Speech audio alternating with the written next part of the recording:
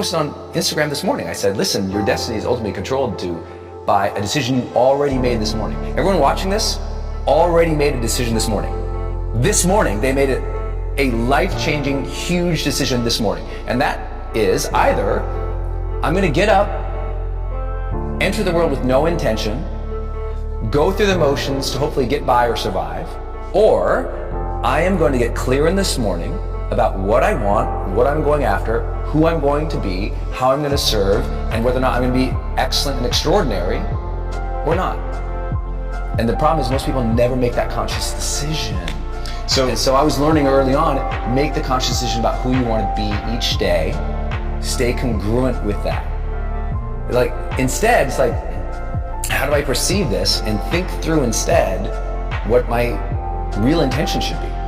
So how do I do it? And here's how I recommend others do it. 3 things I want you to do every day. First, I want you to write 10 prompts for the morning for yourself.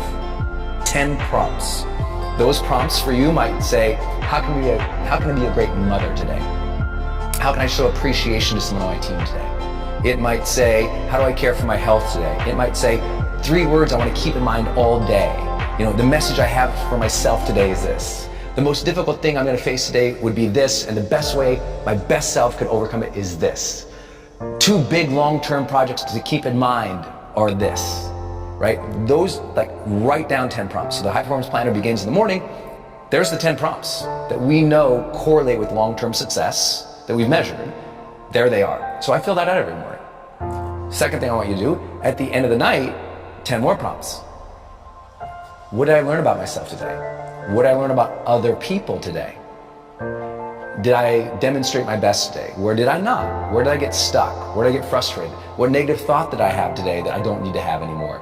How did I treat people today? Did I move as swiftly towards my goals today? That type of thing. But the other piece about it is at night, I do the scorecard.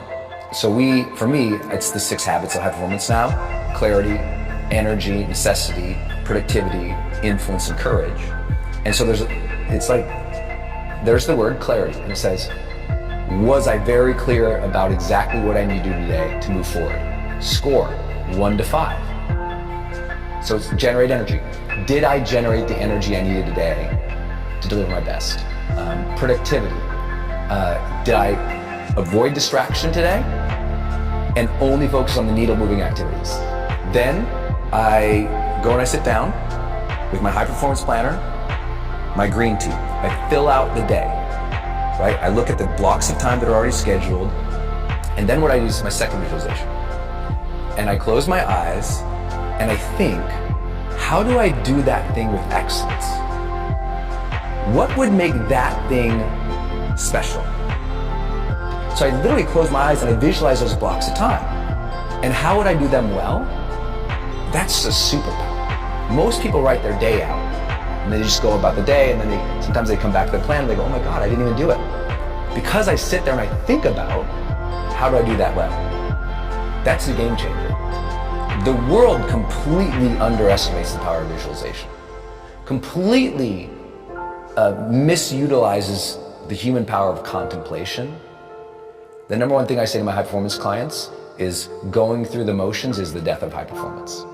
High performers don't go through the motions. Yeah, I think they've contemplated, they're intentional, they're thoughtful, they practice, they want it to go well. And the reason most people don't do that is because the pressure. It puts a lot of pressure on yourself. But that's what makes people great. So you have a lot of people who are extremely talented at the top levels who they do endure the pain, and they really like the pain, and they will allow that all the day long. They'll allow that now because they'll tell their brain, this is what's expected. But they also don't let themselves feel good when feeling good is there. This is a real big problem. I mean, if you study like psychoses, a lot of people who really struggle with addictions, eating disorders are super common, who even when they feel that sense of self-love or self-acceptance, oh, I'm not supposed to feel that. No, you really, there is an element to personal development where you have to allow the good feelings and not push them away because it's like, oh, I don't deserve to feel that. Because a huge part of the world is telling themselves, I don't yet deserve to feel happy. Even though happiness comes up, I shouldn't feel that yet. I'm gonna keep striving. It's not until I get the next 2 million, then I'll let myself feel happy, even though they had that good Monday.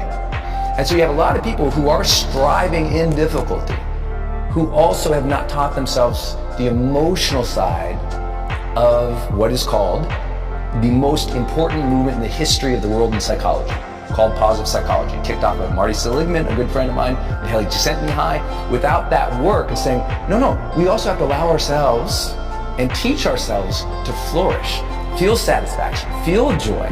So I'm 100% with you. And I'm like, the rule is, that's one side of the coin.